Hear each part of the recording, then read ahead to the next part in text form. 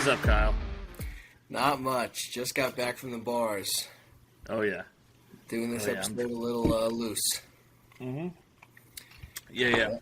So we'll do a quick recap of our 100 to 10K challenge picks, and then we'll try and get some picks in for tomorrow. So break the flights down for us quick, if you don't mind.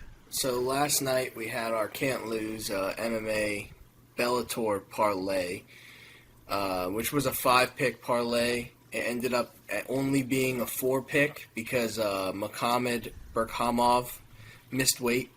And because of that missed weight, they decided to pull the fight from the card. Really?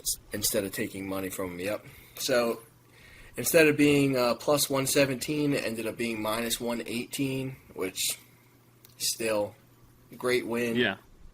Like I was telling you earlier, I ended up putting MMA picks alone. Week 1 of this pod went up $206. Mm-hmm. I put all of it on this parlay, and it hit. So up 379.98 MMA picks since this pod has started. First fight of the night, I missed. I was working. I was at the firehouse last night, so I wasn't able to watch every fight, unfortunately. But I caught some of the highlights, and Jordan Newman kicked ass to start us off. I then was able to watch the Magomedov fight, where he just basically slammed around CJ around the cage.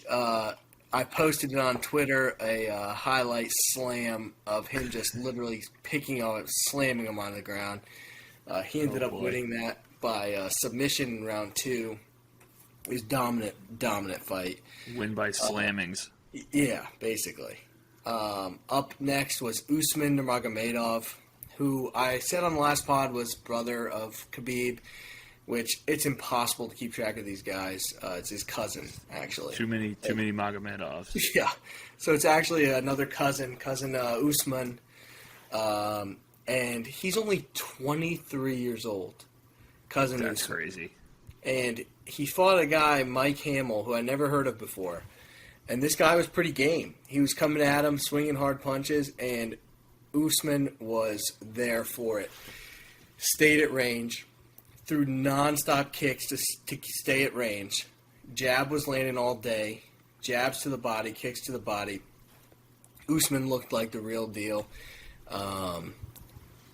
He didn't initiate wrestling at all, which was interesting as in Nurmagomedov. He prefers to strike. Hamill actually tried to wrestle him, which didn't work out. He never really completed a full takedown against Usman. And Usman was able to land sharp kicks on the exit every time. Got a dominant decision win there. One judge actually gave somehow the last round to Hamill, one of the 3 judges, but that's just MMA judging for you. It was a dominant win. And then to finish off our parlay, it was Tyrell Fortune in the rematch against Jack May, and he put the beat down on Jack May. If you look at the talk coming into this fight, it was actually a pretty heated battle between these two, talking coming into this fight. And Tyrell Fortune said he was going to let him know that you talk shit to the wrong guy. And he beat the fuck out of him. Really? And, finished him round 1. So that was easy win. Very nice. Minus Very 118 nice. win, Bellator card. And then probably the easiest pick we had all week was the Cam Davis to be the top Australian player. Oh, my God. That hit by Is he the only one that made the cut? He's the only Australian that made the cut. That's awesome. That's Easy awesome. money, minus 115. Didn't even take all weekend, which I thought it would. Our DraftKings lineups for golf were not doing so hot. And then Charlie Hoffman, who was like the lock of the tournament. He plays this tournament awesome every year. Mm-hmm. Started day 1 +3 on Thursday. Yep. He proceeded to go -6, and then today -7. He's now tied for first place. Jesus. So we're now in the green for our $100 double up. So we're looking pretty good. Very nice. And then, and then we have Tringale on the 700K one too. Yeah, and he's doing great. Yeah, he's killing it. And Masters lineups have come out for DraftKings, and just because I'm always on there, I was messing around with it today. Yeah. And you can make some fucking awesome squads on this. Like, usually the salary doesn't allow it. Mm-hmm. But listen to this team I made just messing around today. Mm-hmm. Started off with Bryson DeChambeau, who I think very nice. I hate him. I hate him. Yeah. I think he's gonna win. He's probably gonna win, dude. He's been playing absolutely lights out. So I started off with Bryson DeChambeau. Next pick, Jordan Spieth, who's just been on fire. Yeah.